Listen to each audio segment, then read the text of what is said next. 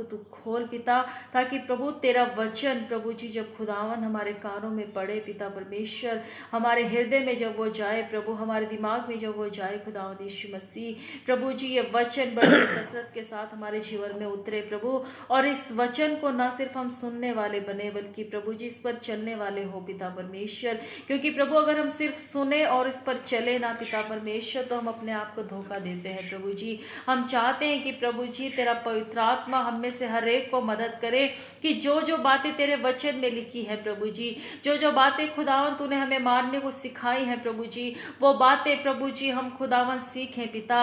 और खुदावन सिर्फ ऐसे ही प्रभु जी एक नाम के मसीह ना हो, बल्कि प्रभु इस वचन पर चलने वाले मसीह हम होने पाए पिता। ये वचन खुदावन हमारे जीवन में प्रभु लोगों को दिखने पाए प्रभु जी। ओ खुदावन यीशु मसीह प्रभु हम दुआ मांगते हैं पिता कि प्रभु जी हम में से प्रभु जी खुदावन हर एक को तू ये अनुग्रह दे मेरे खुदावन, हम में से हर एक पर प्रभु जी पिता परमेश्वर प्रभु तू ये दया कर कि प्रभु तेरे वचन के अनुसार हम अपनी जिंदगी को जी सके प्रभु, इस वचन के अनुसार प्रभु अपनी परिस्थितियों को प्रभु जी खुदावन हम रेस्पॉन्ड कर सके पिता परमेश्वर।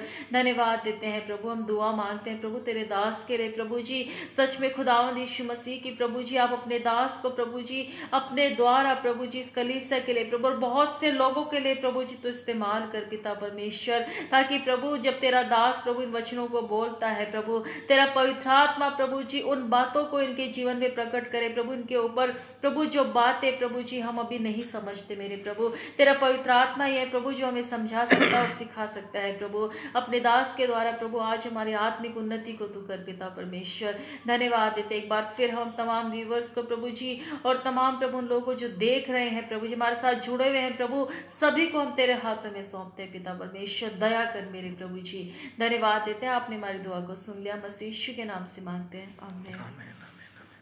हालेलुया। प्रभु यीशु मसीह की जय हो। परमेश्वर आप सबको आशीष दे, बरकत दे, और जितने लोग हमारे संग जुड़ गए हैं उन सब का एक बार से फिर हम बहुत बहुत स्वागत करते हैं। और जितने लोग फेसबुक लाइव में और यूट्यूब पर भी जितने लोग हमें देख रहे हैं उन सब को भी हम जय मसीह की बोलते हैं, उनका भी हम स्वागत करते हैं प्रभु यीशु के नाम में। और हमारा विश्वास है कि प्रभु आपको हमें आज बहुत बरकत और आशीष देंगे। तो परमेश्वर का धन्यवाद हो। देखिए हमारा जो परमेश्वर है वो परिस्थितियों से बड़ा परमेश्वर है। हालेलुया। हमारा परमेश्वर जो है उसको कोई भी परिस्थिति हमारे जीवन की वो छोटा नहीं कर सकती। हमारे परमेश्वर की सामर्थ्य को दुनिया की कोई चीज़ मिनिमाइज नहीं कर सकती। आप सोचते होंगे कि ऐसी दुख की घड़ी में, जबकि पूरी दुनिया में लोग करहा रहे हैं, पूरी दुनिया में लोग दुखी हैं, पूरी दुनिया में लोग तड़प रहे हैं, और कुछ लोग कह रहे हैं कि परमेश्वर कहाँ गया है, परमेश्वर के वादे कहाँ गए हैं, परमेश्वर के वादे क्या अब हमारे जीवन में पूरे होंगे। जी हाँ, मैं आपको बता देना चाहता हूँ कि कोई परिस्थिति, कोई समस्या, कोई बीमारी, कोई महामारी, कोई भी उत्पीड़न, कोई भी अकाल परमेश्वर के वादों को आपके और मेरे जीवन में होने से नहीं रोक सकता।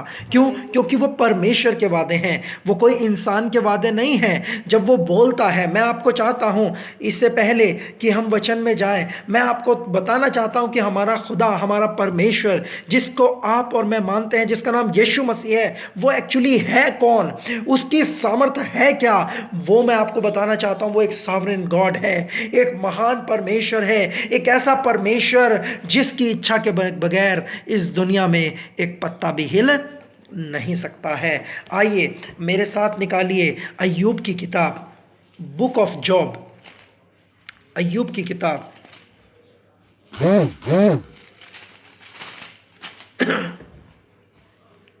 और यहां पर लिखा है 37 अध्याय में, यदि आप 37 अध्याय को निकालेंगे, इसमें लिखा है 5 वचन से हम पढ़ना शुरू कर देंगे। परमेश्वर गरज कर अपना शब्द अद्भुत रीति से सुनाता है और बड़े बड़े काम करता है जिनको हम नहीं समझते। वह तो हिम से कहता है पृथ्वी पर गिर, और इसी प्रकार मेह को भी और मूसलाधार वर्षा को भी ऐसी ही आज्ञा देता है। हालेलुया। वह सब मनुष्य के हाथ पर मोहर कर देता है, जिससे उसके बनाए हुए सब मनुष्य उसको पहचाने। तब वन पशु गुफाओं में घुस जाते और अपनी अपनी मांदों में रहते हैं। दक्षिण दिशा से बवंडर और उत्तर दिशा से जाड़ा आता है। परमेश्वर की श्वास की फूंक से बर्फ पड़ती है। तब जलाशयों का पाट जम जाता है। फिर वह घटनाओं को भाप से लादता और अपनी बिजली से भरे हुए उजियाले का बादल दूर तक फैलाता है। वे उसकी बुद्धि की युक्ति से इधर उधर फिराए जाते हैं, इसलिए कि जो आज्ञा वह उनको दे उसकी वे बसाई हुई पृथ्वी के ऊपर पूरी करे। चाहे ताड़ना देने के लिए, चाहे अपनी पृथ्वी की भलाई के लिए या मनुष्य पर करुणा करने के लिए वह उसे भेजे। हे अय्यूब, इस पर कान लगा और सुन ले। चुपचाप खड़ा रहे और परमेश्वर के आश्चर्य कर्मों पर विचार कर। क्या तू जानता है कि परमेश्वर कैसे अपने बादलों को आज्ञा देता और अपने बादल की बिजली को चमकाता है? क्या तू घटाओं का तोलना या सर्वज्ञानी के आश्चर्य कर्म जानता है? जब पृथ्वी पर दक्षिणी हवा के कारण सन्नाटा रहता है, तब तेरे वस्त्र क्यों गर्म हो जाते हैं? फिर क्या तू उसके साथ आकाश मंडल को तान सकता है, जो ढाले हुए दर्पण के तुल्य दृढ़ है?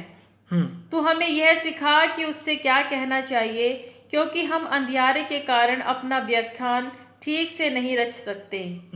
क्या उसको बताया जाए कि मैं बोलना चाहता हूँ? क्या कोई अपना सत्यानाश चाहता है? अभी तो आकाश मंडल में का बड़ा प्रकाश देखा नहीं जाता।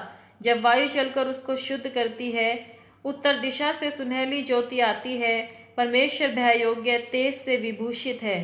सर्वशक्तिमान ज्योति सामर्थ्य है और जिसका भेद हम पा नहीं सकते। वह न्याय और पूर्ण धर्म को छोड़ अत्याचार नहीं कर सकता।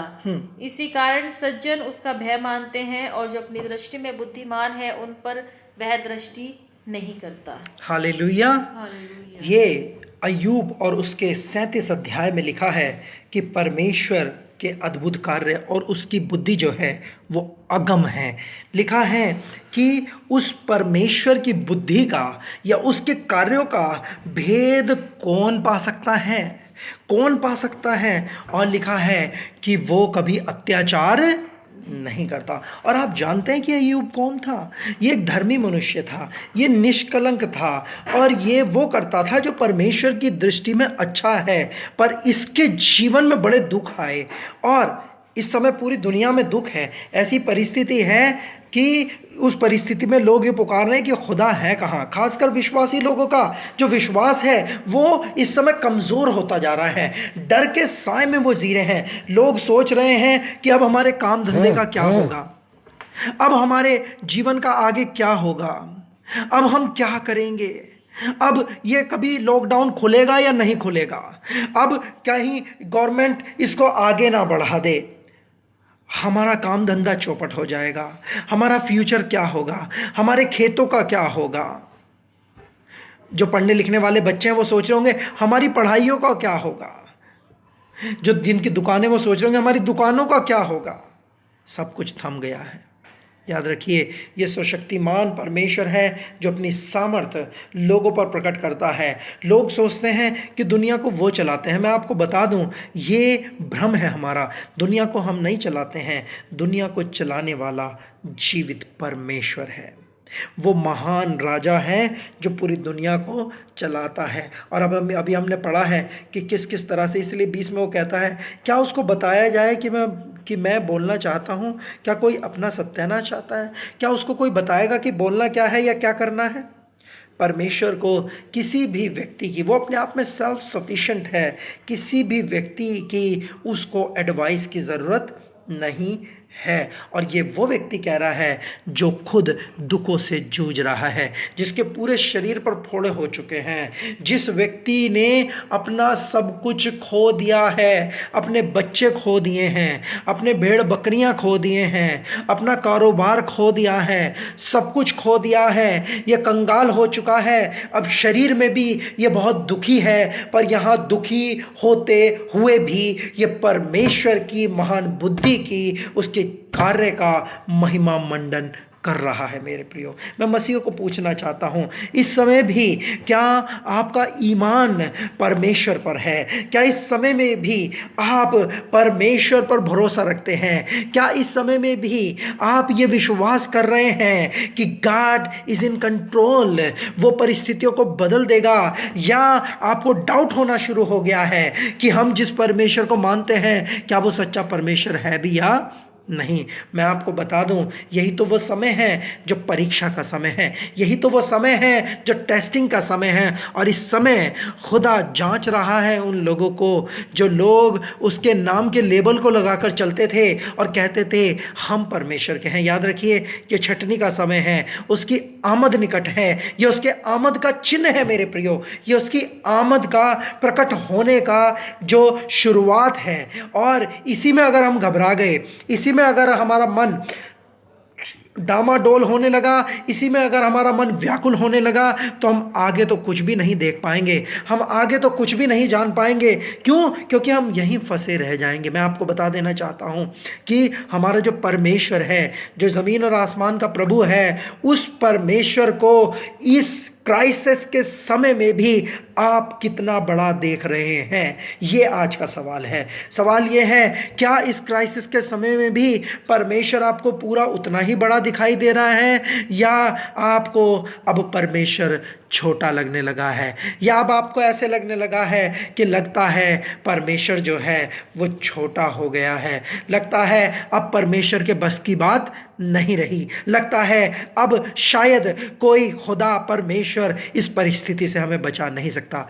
मैं आपको बता दूं, उसके वादे आज भी हमारे जीवन में पूरे होंगे। और 4 नहीं वरन 5 वादे हैं, 5 वादे हैं जो परमेश्वर आज भी हमारे जीवनों में पूरा कर रहा है और करना चाहता है। क्या आप चाहते हैं इन वादों को जानना? क्या आप चाहते हैं इन परिस्थितियों में भी कि परमेश्वर के वादों पर आप रिले हो जाएं, डिपेंड हो जाएं? याद रखिए, हमारी बुनियाद मसीह का वचन है, हमारी बुनियाद मसीह की मृत्यु और उसका जी उठना है, और हमें कोई परिस्थिति हिला नहीं सकती है, हमें कोई परिस्थिति हमें डगमगा नहीं सकती हमारी डगरों से। क्यों? क्योंकि मसीह के प्रोमिसेस, मसीह के वायदे हमारे जीवन में बुनियाद का काम करते हैं। हालेलुया। इसलिए एक गीत भी है इंग्लिश में, standing on the promises of God my king, है ना? परमेश्वर के उन वादों पर खड़े होना, परमेश्वर के उन वादों को जानना और उन पर भरोसा रखना और अंत तक भरोसा रखना, ताकि जीवन का मुकुट हम प्राप्त कर सकें। हालेलुया। बीते दिन में जो है मैंने एक कहानी को देखा व्हाट्सएप के द्वारा, और आज के इस वचन की शुरुआत में इसी कहानी के साथ करना चाहूँगा, और उसके बाद परमेश्वर के उन 5 वादों को मैं आपको रखूँगा, आपको बताऊँगा। तो ये कहानी इस प्रकार से है कि एक जो था, एक सोल्जर था, एक सैनिक था, और उसकी शादी जिस दिन हुई, शादी के बाद उन लोगों को बोट के द्वारा, नाव के द्वारा अपने घर जाना था वापस। तो ये लड़की से शादी करने के लिए उसके गांव आया हुआ था, जो नदी के इस पार, और अब नदी के उस पार इसको फिर से जाना था इस बोट के द्वारा। और जब ये उस शादी के बाद उस बोट में बैठे दोनों पति पत्नी, तो जब ये बीच में पहुँचे, वहाँ पर तूफान शुरू हो गए, वहाँ पर स्टॉर्म्स शुरू हो गए, वहाँ पर आंधी शुरू हो गई, पानी की बड़ी बड़ी लहरें जो है इनके ऊपर, इनकी नाव के ऊपर आने लगी, और नाव में भी पानी आने लगा, और तूफान ने पूरा झिझोड़ दिया, नाव को पूरा हिला दिया। और इसकी जो वाइफ थी, जो ये नई नवेली दुल्हन थी, ये एकदम डर गई। ये बहुत डर गई और कहने लगी, अब हम क्या करेंगे, अब हम कैसे बचेंगे? पर जब उसने अपने पति के चेहरे को देखा, जो कि सैनिक था और परमेश्वर पर भरोसा करने वाला एक व्यक्ति था, उसके चेहरे को देखा, तो उसके चेहरे पर थोड़ा सा भी डर नहीं था, वरन वो तो मुस्कुरा रहा था, वरन वो तो स्माइल कर रहा था। और पत्नी इस बात से चौंक गई और उसको कहने लगी, अरे तुम हंस रहे हो, तुम मुस्कुरा रहे हो, ये मुस्कुराने और हंसने का समय नहीं है। देखो, अब कुछ ही देर में हम मर जाएंगे। हम खत्म हो जाएंगे। पर इस बात ने भी इस सैनिक के चेहरे पर जरा सी भी शिकन, जरा सा भी डर नहीं पैदा कर पाई। और ये सैनिक अपनी पत्नी को इस तरीके से बताता है, क्योंकि सैनिक के पास तलवार थी, सैनिक ने तलवार निकाली और तलवार बिल्कुल वो निकाल करके अपनी पत्नी के गर्दन के पास एकदम पहुंचा देता है। और वो अपनी पत्नी से एक सवाल करता है, कहता है, क्या तुम्हें डर लग रहा है? वो कहती है, नहीं, मुझे बिल्कुल डर नहीं लग रहा। वो कह रहा है, ये तलवार है, इससे तुम्हारी गर्दन कट सकती है, फिर भी तुम्हें डर नहीं लग रहा है? पत्नी कहती है, नहीं, मुझे बिल्कुल डर नहीं लग रहा है। बोला, तुम्हें क्यों डर नहीं लग रहा है? पत्नी कहती है, क्योंकि ये तलवार तुम्हारे हाथ में है और मैं जानती हूं कि तुम मुझसे बहुत प्यार करते हो। तुम मुझे मार नहीं सकते, तुम मुझे ऐसे खत्म नहीं कर सकते। तब ये सैनिक अपनी पत्नी को समझाता है और कहता है, ये तलवार इतनी नजदीक होने के बाद भी तुम डरी नहीं, क्योंकि तुम्हें मुझ पर भरोसा है। ऐसे ही मुझे भी परमेश्वर पर भरोसा है, ऐसे ही मुझे भी परमात्मा पर, उस प्रभु यीशु मसीह पर भरोसा है कि वो मुझे मरने नहीं देगा। No matter how close the problem is, no matter how big the problem is, ये कोई बात मायने नहीं रखती कि समस्या कितनी बड़ी है, ये मायने नहीं रखती कि वो समस्या हमारे कितने नजदीक आ चुकी है।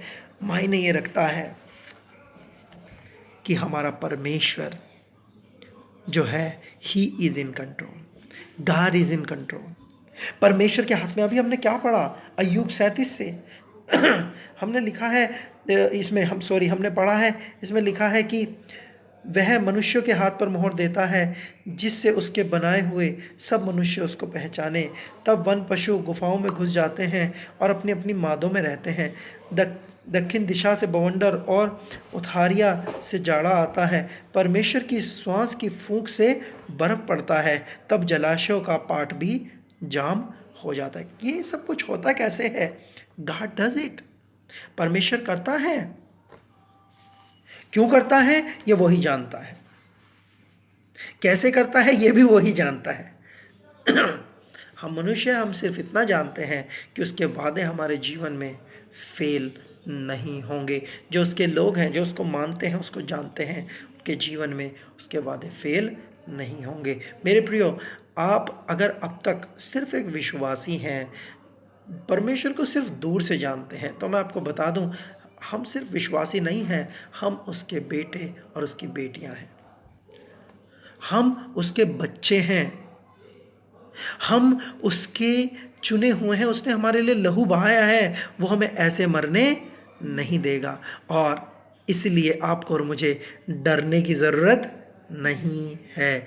डू नॉट गेट अफ्राइड, बिल्कुल भी डर को अपने जीवन में रूल ना करने दें, उसको अपने जीवन में ना आने दें। क्यों? क्योंकि परमेश्वर के हाथों में सब कुछ है। आप डर के जीवन में हम कुछ भी कर नहीं सकते।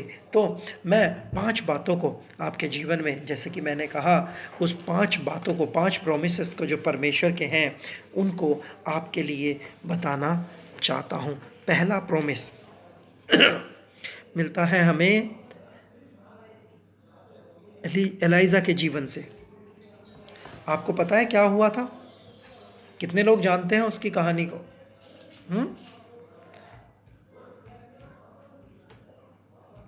जानते हैं आप उसकी कहानी को? आपको पता है कि जो है वहां पर कौवों के द्वारा, उस क्राइसिस के दौरान, जबकि उसकी जान के दुश्मन थे लोग और वो दौड़ता फिर रहा था, उस क्राइसिस के दौरान भी हम ये देखते हैं कि कौवों के द्वारा परमेश्वर ने उसको खिलाया। तो याद रखिए, इन क्राइसिस में नो मैटर कि आपका धंधा छूट गया है, नो मैटर आपका कितना लॉस हो गया है, आप भूख से नहीं मरेंगे। परमेश्वर के वादे आपके जीवन में पूरे हैं। आपको परमेश्वर अपने वादों के अनुसार तृप्त करेगा। हालेलुया। ये उसका पहला वादा है और मैं चाहूंगा कि हम इसको पढ़ दें।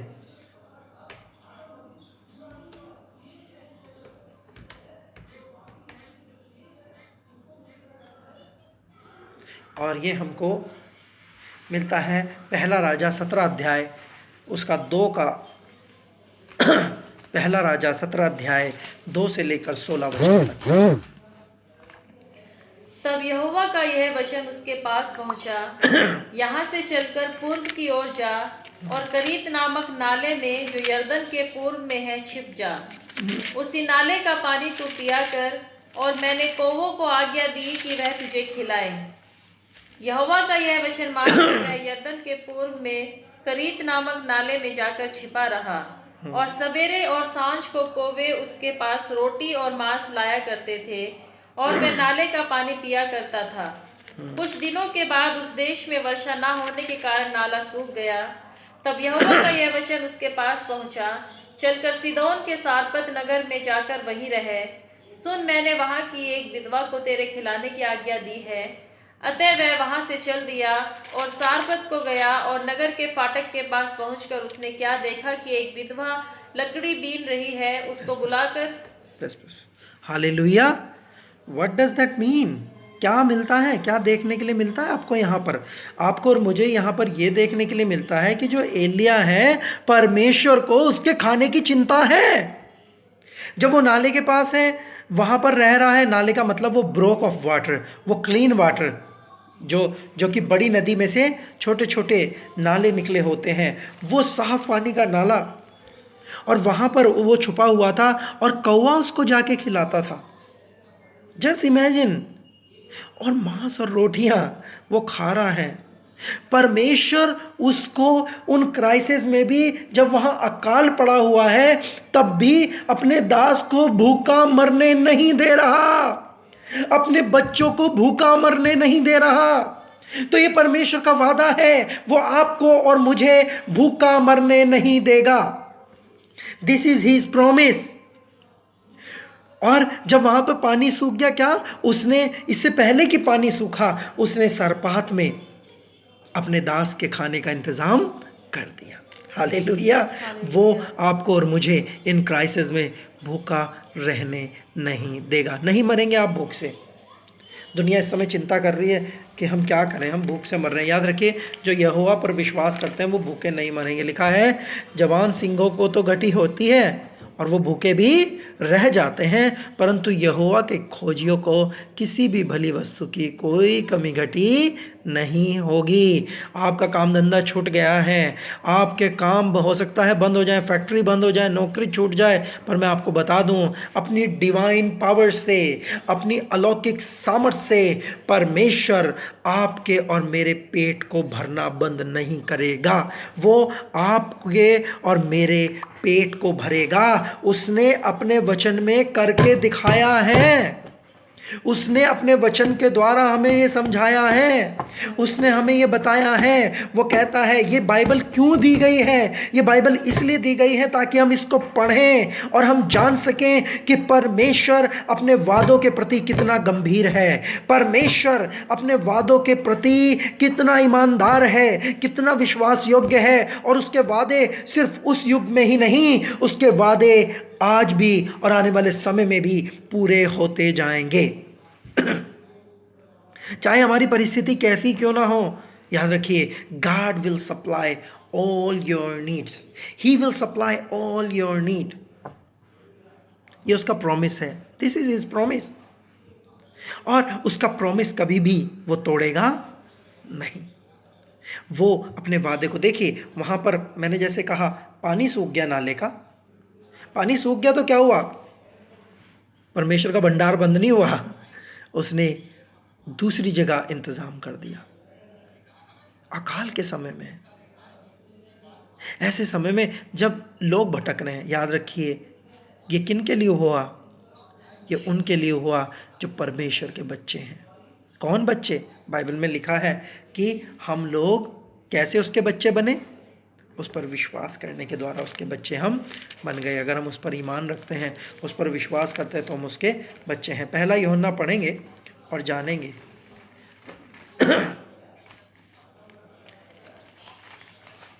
यूहन्ना रचित सुसमाचार 1 अध्याय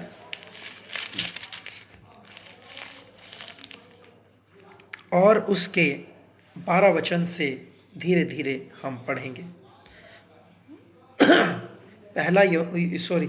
यूहन्ना रचित सुसमाचार 1 अध्याय, नॉट पहला यूहन्ना रचित सुसमाचार 1 अध्याय और उसके 12 वचन से हम पढ़ेंगे।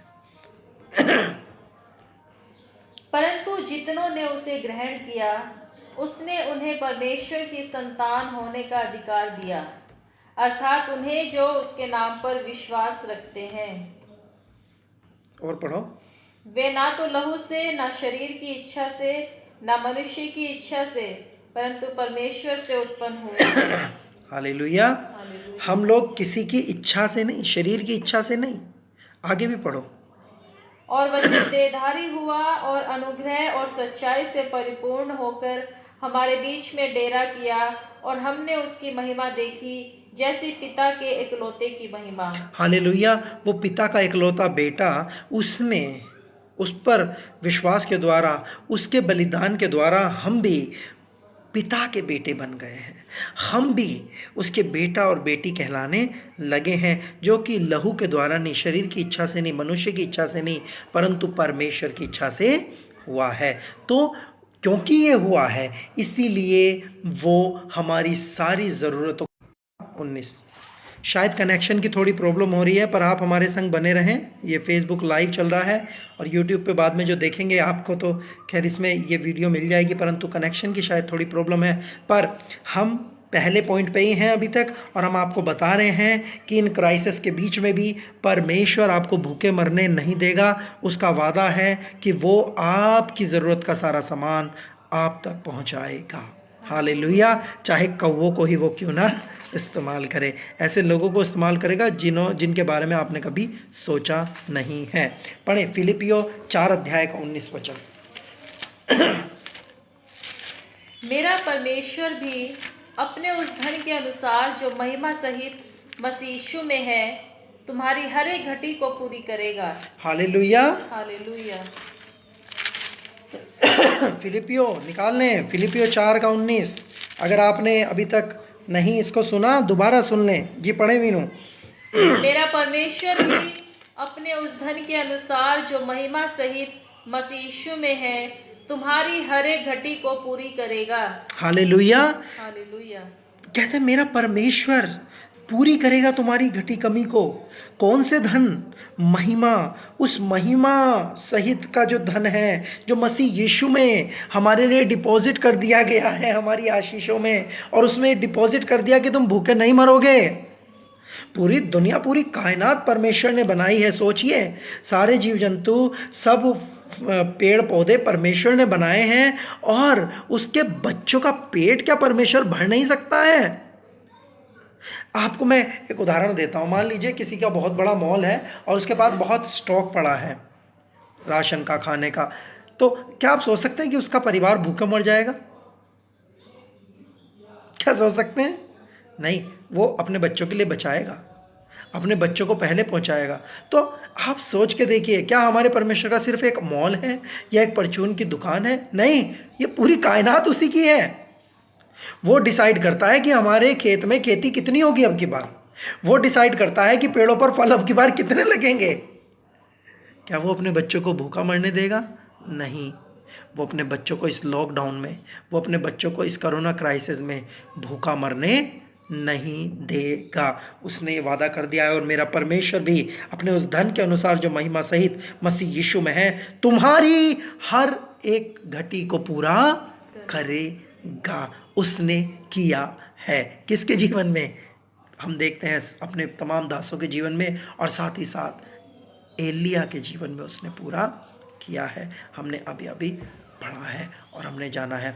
दूसरी विशेष बात मैं आपको बताना चाहूँगा कि उसका दूसरा जो विशेष प्रॉमिस हमारे जीवन में है। देखिए, पहला प्रॉमिस हमने जान लिया है कि वो हमें भूखा मरने नहीं देगा। दूसरा प्रॉमिस है प्रोटेक्शन का प्रॉमिस। परमेश्वर कहता है कि मैं तुझे बचाऊंगा। जैसे कि मैंने अभी आपको एक कहानी सुनाई कि नो मैटर कि कितने बड़े बादल, तूफान, महामारियां क्या फैल जाएं, परमेश्वर का वादा है कि वो हमें हर एक प्रकार की ऐसी उलझनों से, ऐसी महामारियों से, ऐसी समस्याओं से बचाएगा। मैं चाहूँगा मेरे साथ आप निकाल लें भजन संहिता और उसका 91 चैप्टर।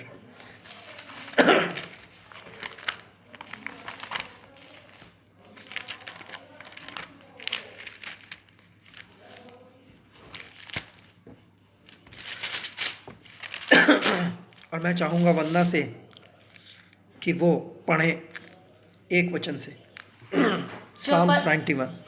जो परम प्रधान की छाया में स्थान में बैठा रहे, वह सर्वशक्तिमान की छाया में ठिकाना पाएगा। मैं यहोवा के विषय कहूंगा, वह मेरा शरण स्थान और गढ़ है, वह मेरा परमेश्वर है, मैं उस पर भरोसा रखूंगा।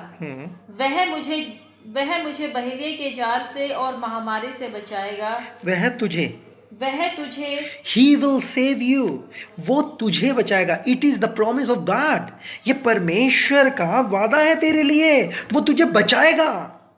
The promise for providence, वो तुझे सप्लाई करेगा, तेरी ज़रूरतों को सामान तुझे देगा, तुझे भूखा नहीं मरने देगा, चाहे उसे कौवों का इस्तेमाल क्यों ना करना पड़े। और दूसरा प्रॉमिस हम देखते हैं कि वो तुझे बचाएगा, क्योंकि उसने अपने वचन में ये कह दिया है, लिखित में प्रॉमिस दे दिया है। आगे, वह तुझे अपने पंखों की आड़ में ले लेगा और तू उसके परों के नीचे शरण पाएगा। उसकी सच्चाई तेरे लिए ढाल और झिलम ठहरेगी। तू न रात के भय से डरेगा और न उस तीर से जो दिन को उड़ता है, और न उस मरी से जो अंधेरे में फैलती है, और न उस महारोग से जो दिन दोपहरी में उजाड़ता है। तेरे निकट 1000 और तेरी दाहिनी ओर 10,000 गिरेंगे, परंतु वह तेरे पास न आएगा।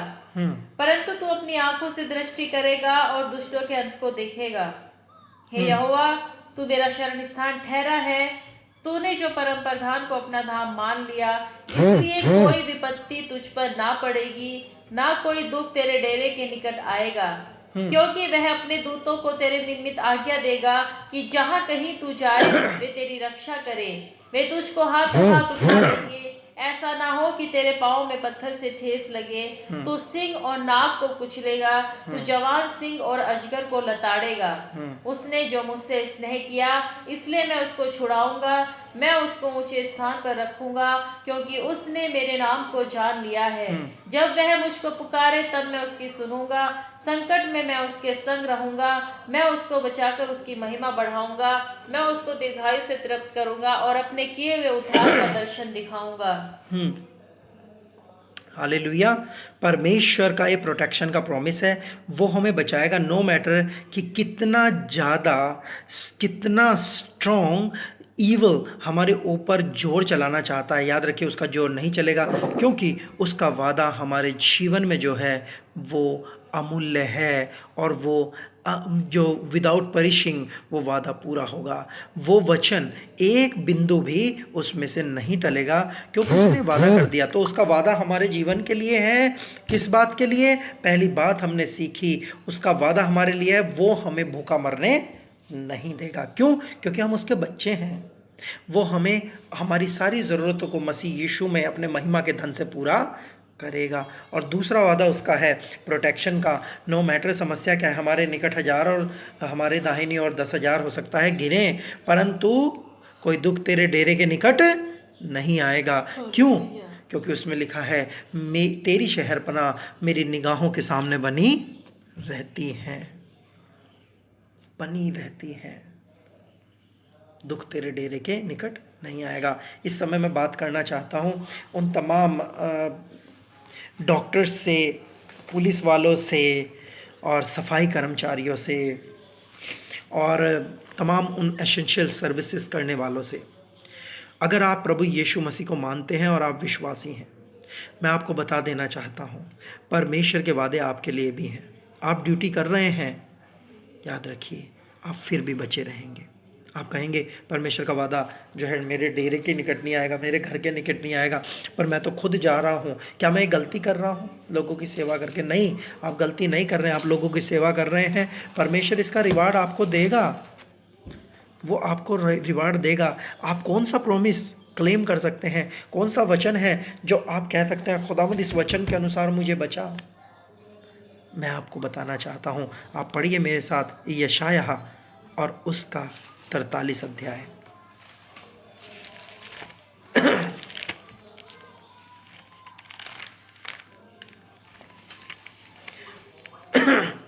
पढ़ें।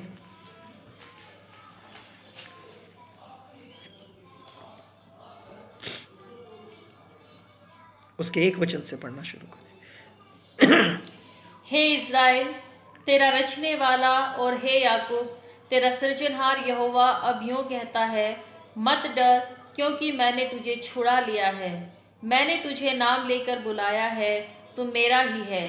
वो कहता है कि मैंने तुझे छुड़ा लिया है। हे डॉक्टर, है ना, और ये एसेंशियल सर्विस प्रोवाइड करने वालों, सुनो, तुम मुझ पर विश्वास करते हो तो सुनो इस बात को, तुम मेरे हो, तुम्हें डरने की जरूरत नहीं है, क्योंकि मैंने तुम्हें नाम लेकर बुलाया है। आगे, जब तू जल में होकर जाए, मैं तेरे संग संग रहूंगा, और जब तू नदियों में होकर चले, तब वे तुझे ना डुबा सकेंगी।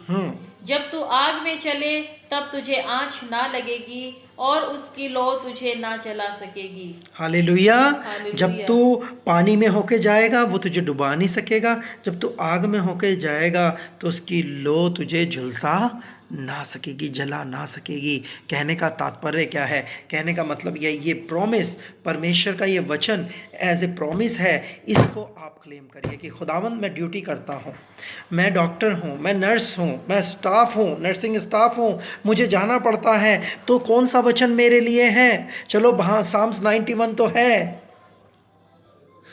ये वचन है आपके लिए। वो कहता है क्योंकि उसने मुझसे स्नेह किया इसलिए मैं उसको छुड़ा लूँगा। वो कहता है फिर मैं उसको नाम लेके मैंने बुलाया है। पानी कुछ नहीं करेगा, नदियाँ कुछ नहीं करेंगी, आग उसका कुछ भी नहीं करेंगी। ये विपत्तियों के बारे में बताया गया है। वायरस आपका कुछ भी नहीं करेगा। इस वचन को पढ़ें, आप दुआ करें और आप मन में विश्वास करें। आप कहें खुदावन इस वचन के अनुसार मेरे जीवन में होगा, मेरे जीवन को कभी भी कोई भी वायरस अटैक कर नहीं पाएगा। आप इस वचन को जो है पॉजिटिव रहें, आप इस वचन को टैग करें। मैं आपसे ये नहीं कह रहा हूँ कि मास्क पहनना छोड़ दें, मैं आपसे ये नहीं कह रहा हूँ कि हैंड सैनिटाइज करना बंद कर दें, मैं आपसे ये नहीं कह रहा हूँ कि प्रिकॉशंस लेना बंद कर दें, मैं आपसे ये नहीं कह रहा हूँ कि एहतियात बरतना बंद कर दें। मैं आपसे कह रहा हूँ आप सब कुछ करें, पर आप इस वचन को याद रखें, क्योंकि अंत में आपका मास्क, आपका सैनिटाइज़र और तमाम वो चीज़ें जो आप कह रहे हैं वो आपको नहीं बचाने वाले हैं। वो प्रिकॉशन है, वो लेने बहुत ज़रूरी है, आप लें उसको, पर आपका और मेरा जो बचाव है, आपका और मेरा जो बचाव है वो खुदा का वचन है। ये हमारी ढाल है, ये हमें बचाएगा मेरे प्रियो। तो हमने क्या बताई? पहली बात हमने कही कि परमेश्वर जो है वो आपकी ज़रूरतों को सप्लाई करेगा, और दूसरी बात हमने आपको बताई कि परमेश्वर आपको प्रोटेक्ट करेगा, परमेश्वर आपको नाश होने नहीं देगा, परमेश्वर आपको हर पल हर समय संभालेगा और अपने पंखों की आड़ में ले करके बचाएगा। आपको किसी चीज़ से कोई हानि नहीं होगी। पर यही नहीं, परमेश्वर के जो वादे हैं वो और भी बड़े हैं, और भी आगे वो हमसे कुछ वादों को करते हैं, और उन वादों को भी हम पढ़ेंगे। जो उसके वादों पर विश्वास करेगा उसको और भी क्या मिलने वाला है, या क्या उसका वादा है? उसका वादा है जो अंत तक धीरज धरेगा उसको क्या मिलेगा? जीवन का मुकुट मिलेगा। खाना, वो भूखा नहीं मरेगा, जवान सिंह भूखे मर जाएंगे, वो भूखा नहीं मरेगा, उसको प्रोटेक्शन मिलेगा, और जो अंत तक विश्वास करेगा उसको जीवन का मुकुट भी मिलेगा। कहाँ मिलता है हमें? प्रकाशित वाक्य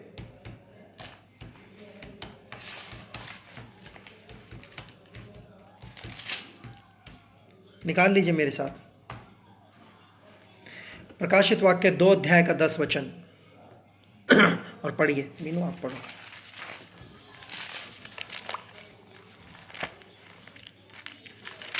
जो दुख तुझको झेलने होंगे उनसे मत डर, क्योंकि देखो शैतान तुम में से कुछ को जेल खाने में डालने पर है, ताकि तुम परखे जाओ, और तुम्हें 10 दिन तक क्लेश उठाना होगा। प्राण देने तक विश्वासी रहे तो मैं तुझे जीवन का मुकुट दूंगा। हालेलुया। विश्वासी मतलब जो परमेश्वर के वादों को उन पर विश्वास करता है। और लिखा है कि हो सकता है क्लेश हो सकता है विपदा आए, पर तू मतलब हम विश्वासी लोगों से परमेश्वर कह रहा है, हमें ये हुक्म दिया गया है कि हमें प्राण देने तक, मौत आने तक विश्वास योग्य रहना है। तो हमें क्या मिलेगा? जीवन का मुकुट मिलेगा। उसका प्रॉमिस है कि वो हमें जीवन का मुकुट भी देगा। हालेलुया। वो हमें जीवन का मुकुट देगा। देखिए क्या लिखा, क्या क्या लिखा है। ये सारी बातें हमारे लिए ही तो हैं। खाना हमें प्रोवाइड करेगा, प्रोटेक्शन देगा, और जीवन का मुकुट भी वो हमें देगा। किसको देगा? जो जय पाए हुए हैं। और बीते समय में मेरी एक वीडियो है, आप YouTube पे देख सकते हैं कि जय पाए हुए लोग कौन हैं। आपके सवाल मसीह के जवाब पर आप इसको सर्च कर सकते हैं, और वो अलग से टॉपिक बना के मैंने जो है थोड़ा सा वीडियो के द्वारा डाला हुआ है उसमें। और जय पाए हुए लोग कौन है? पहला यूहन्ना 5 अध्याय 5 वचन पढ़ें।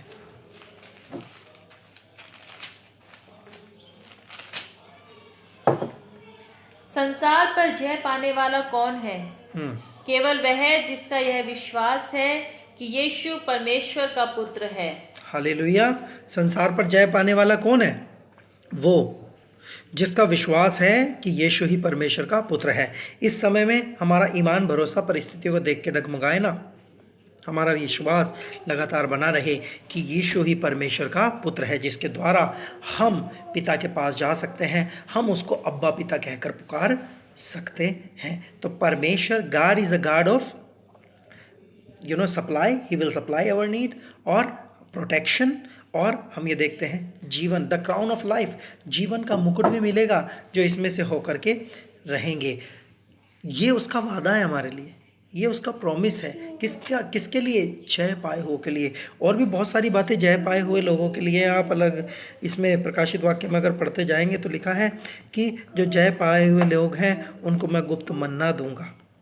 और लिखा है दूसरी मृत्यु से उनको कोई हानि नहीं होगी। 2 अध्याय का 11 वचन, 17 वचन, और आगे भी बहुत सी बातें लिखी हैं। वो परमेश्वर के भवन में खंबा होंगे, परमेश्वर के भवन में खंबा बनेंगे वो लोग, और वो लोग सिंहासन पर बैठेंगे परमेश्वर के संग। कौन? जय पाए हुए लोग, जो विश्वास योग्य रहे हैं, जो उसके प्रॉमिसों को मानते रहे हैं। और उसका प्रॉमिस क्या है? क्राउन ऑफ लाइफ देने का उसका प्रॉमिस है आपके लिए और मेरे लिए, उसका ये प्रॉमिस है। और मैं एक और परमेश्वर का प्रॉमिस आपके सामने जो है बताना चाहूँगा। मेरे साथ पढ़िए,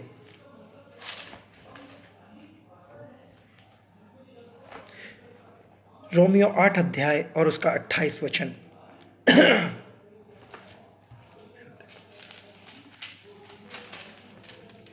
हम जानते हैं कि जो लोग परमेश्वर से प्रेम रखते हैं उनके लिए सब बातें मिलकर भलाई ही को उत्पन्न करती है, अर्थात उन्हीं के लिए जो उसकी इच्छा के अनुसार बुलाए हुए हैं। हालेलुया। हालेलुया। परमेश्वर के वचन में हमने क्या पढ़ा? लिखा है कि जो उससे प्रेम रखते हैं उनके लिए सारी बातें मिलकर क्या बनाती हैं? भलाई। और इंग्लिश में भी मैं उस वचन को आपके लिए पढ़ देना चाहता हूँ। बहुत ही सुंदर तरीके से इंग्लिश में भी ये लिखा है। और लिखा है, and we know that God cast all thing to work together for good to those who love God, to those who are called according to his purpose. ये everything together work for our good. हर बात जो हमारे जीवन में घट रही है, आप कहेंगे, आप सोचेंगे कि इस कोरोना क्राइसिस के समय में काम धंधे बंद हो गए हैं, हम घरों के अंदर बैठे हैं, हमारे चर्च बंद हो गए हैं, हम ऑनलाइन सर्विस कर रहे हैं, हम लोगों से नहीं मिल पा रहे हैं। इस बात में क्या भलाई है? पर मैं आपको बता दूं, इस बात में भी भलाई है। हमारे लिए ही अच्छा है। अगर आप प्रिकॉशन लेते हैं, अगर आप सरकार के नियमों का पालन करते हैं, जो कुछ हो रहा है उन चीज़ों के अनुसार अपने जीवन में आप चलते हैं पालन करते हुए, तो उसमें बुराई नहीं है, उसमें हमारी ही भलाई है, क्योंकि यह खुदा का वादा है, यह परमेश्वर का वादा है, ये उसने कहा है।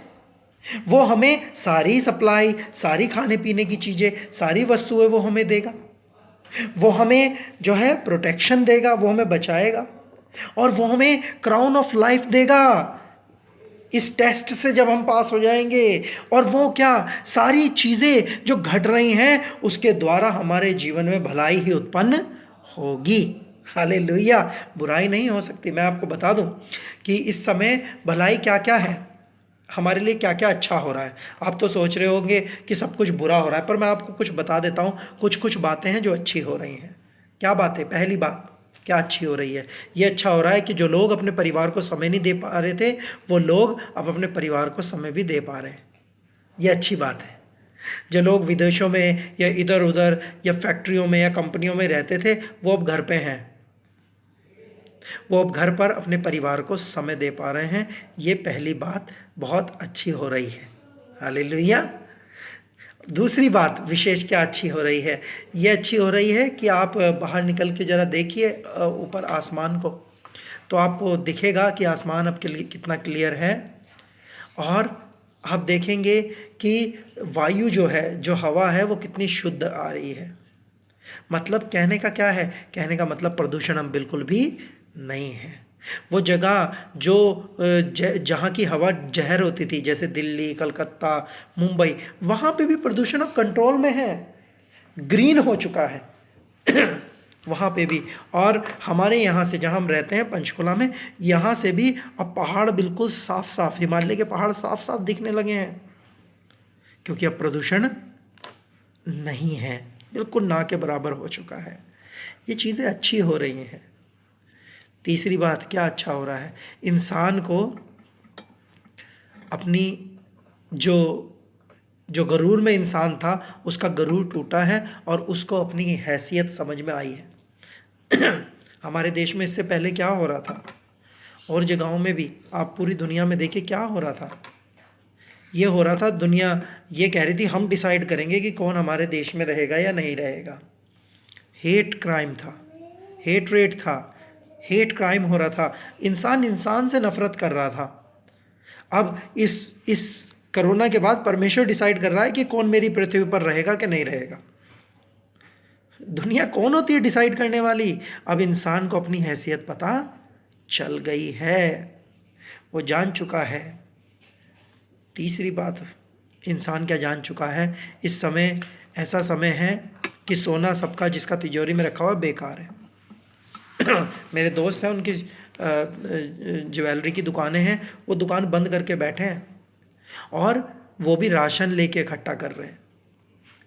उनको भी लग रहा है कि अगर जो राशन की कमी पड़ गई तो हम सोना तो खा नहीं सकते। बताइए, खा सकते हैं सोना आप? कौन खा सकते हैं सोने को? सोने को हम नहीं खा सकते। जरूरत किसकी है? रोटियों की। तो लोग जो हैं, अब लोगों को पता चला कि ये सारी चीज़ें कूड़ा है और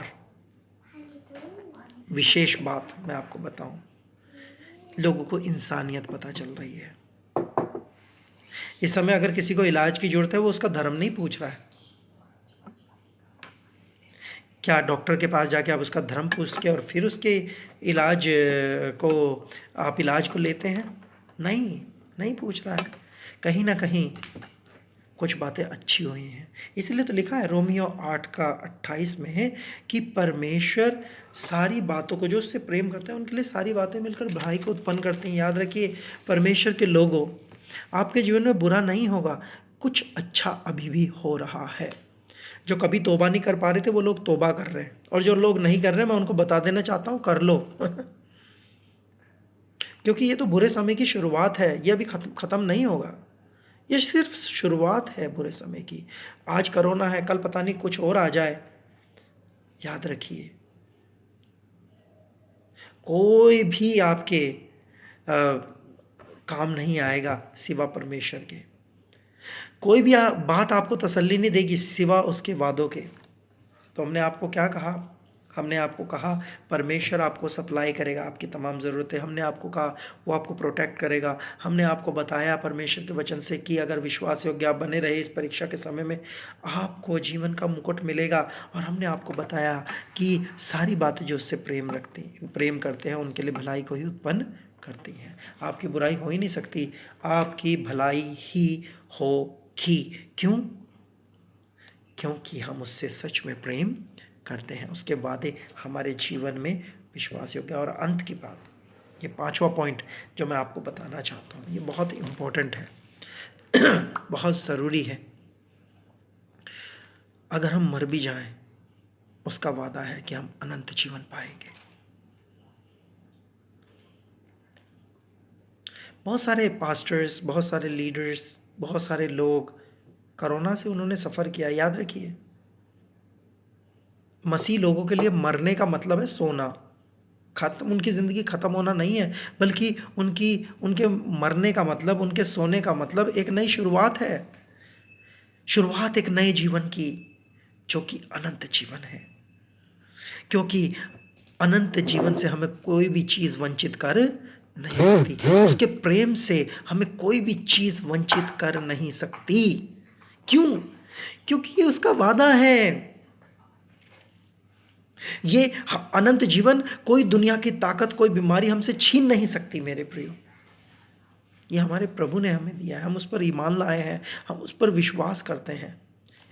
तो इसीलिए मेरे प्रियो, मैं चाहूंगा कि वंदा हमारे साथ पढ़ दें यूहन्ना रचित सुसमाचार 3 अध्याय और 16 वचन, जो कि आप लोगों को बाय हार्ट भी होगा, पर मैं चाहूंगा वंदा हमारे लिए पढ़ देंगे। क्योंकि परमेश्वर ने जगत से ऐसा प्रेम रखा कि उसने अपना इकलौता पुत्र दे दिया, ताकि जो कोई उस पर विश्वास करे वह नष्ट ना हो परंतु अनंत जीवन पाए। हालेलुया। वह नष्ट ना हो परंतु अनंत जीवन पाए। ये प्रॉमिस है परमेश्वर का, हम नष्ट नहीं होंगे। हमारी मौत भी, हमारा सोना भी वेस्ट नहीं है। Our death is not waste, it is a gain.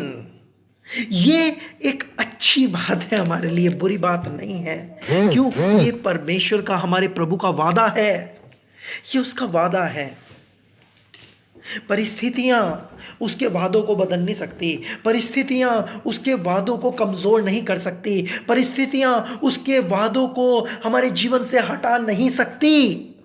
उसका वादा है, जैसे उसने एलिया को कौवों के द्वारा खाना खिलाया, ऐसे पैनाडेमिक में भी, ऐसी सिचुएशन में भी वो हमें खिलाएगा। उसका वादा है कि साम्स 91 में कि तेरे निकट 1000 तेरे दाहिनी और 10,000 गिरेंगे पर वो तुझे छूने ना पाएगा। हमें छूने, ये उसका प्रोटेक्शन का वादा है। और यशाया 43 से हमने पढ़ा कि उसने कहा, मैंने तुझे नाम लेके बुलाया, नदियाँ तुझे डुबा नहीं सकेंगी, आग तुझे जला नहीं सकेगी।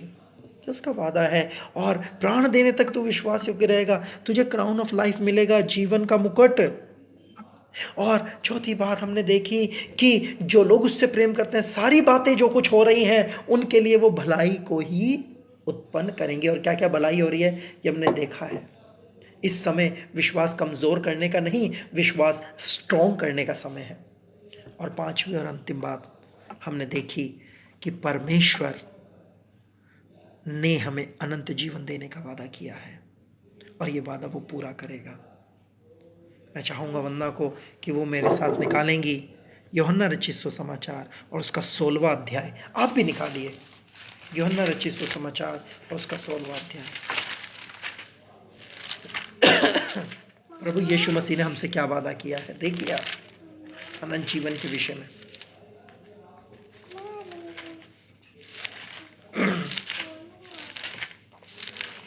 जी पढ़ें एक वचन से।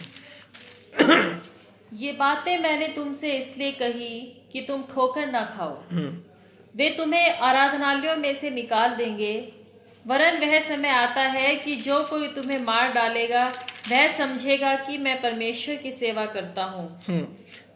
जी, कहने का मतलब है हो सकता है ऐसी भी परिस्थितियां आ जाएं, हो सकता है लोग जो हैं ऐसी भी परिस्थितियां आप लोगों के जीवन में देखें, परंतु परमेश्वर क्या कहता है अंत में, मैं चाहता हूं कि आप पढ़ें 33 वचन पढ़ें।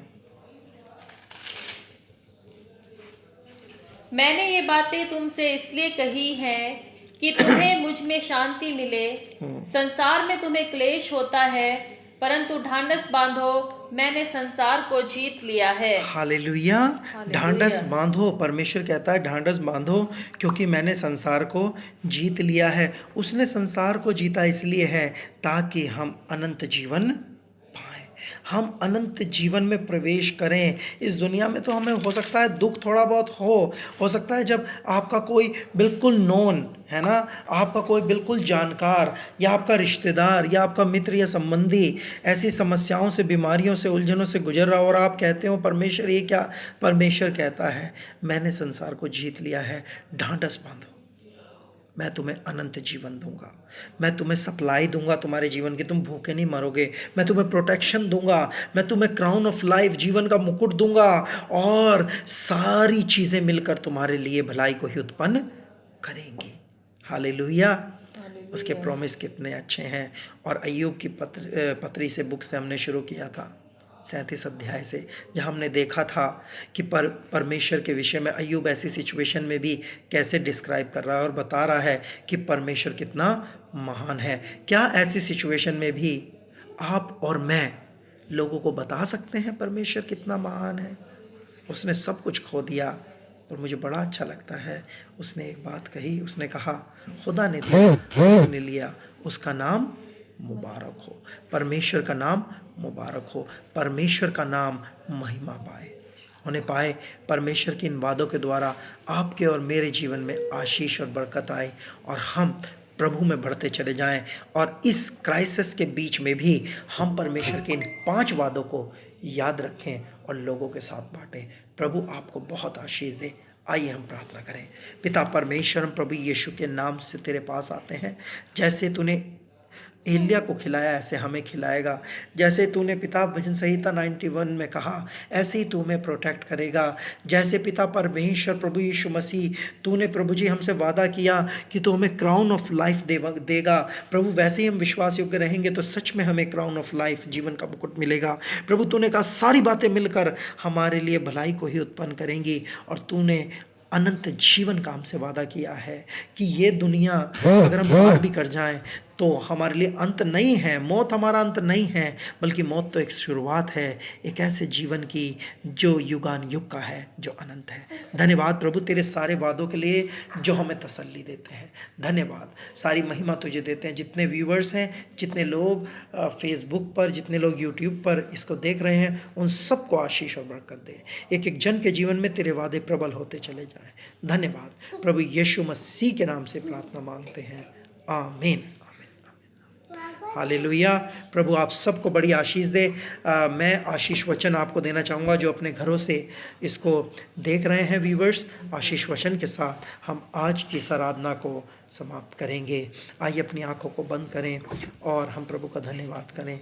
धन्यवाद धन्यवाद धन्यवाद, सारी आशीषों के सोते धन्यवाद। धन्यवाद धन्यवाद धन्यवाद, सारी आशीषों के सोते धन्यवाद। सारी आशीषें आती ऊपर से, दिल से धन्यवाद तेरा, धन्यवाद धन्यवाद, सारी आशीषों के सोते धन्यवाद। अब जो हमें ठोकर खाने से बचाता है और जिसके वादे महान है, उस प्रभु यीशु का अनुग्रह, पिता परमेश्वर का प्रेम, पवित्र आत्मा की सहभागिता और संगति हम सभी के साथ और सारे व्यूवर्स के साथ प्रभु यीशु मसीह के दिन रहे। आमीन। हालेलुया। प्रभु यीशु मसीह आपको बड़ी आशीष दे। आप सब स्वस्थ रहें, अपने घरों पर रहें, और इस प्रोग्राम को आप थोड़ी देर बाद यूट्यूब पर भी देखेंगे। हम लिंक अपनी फेसबुक पर शेयर करेंगे, आप उसको भी शेयर कर सकते हैं, लोगों तक पहुंचा सकते हैं। प्रभु आपको आशीष दे, आपका सप्ताह शुभ हो। जय मसीह की। आप सबको परमेश्वर बड़ी बरकत दे।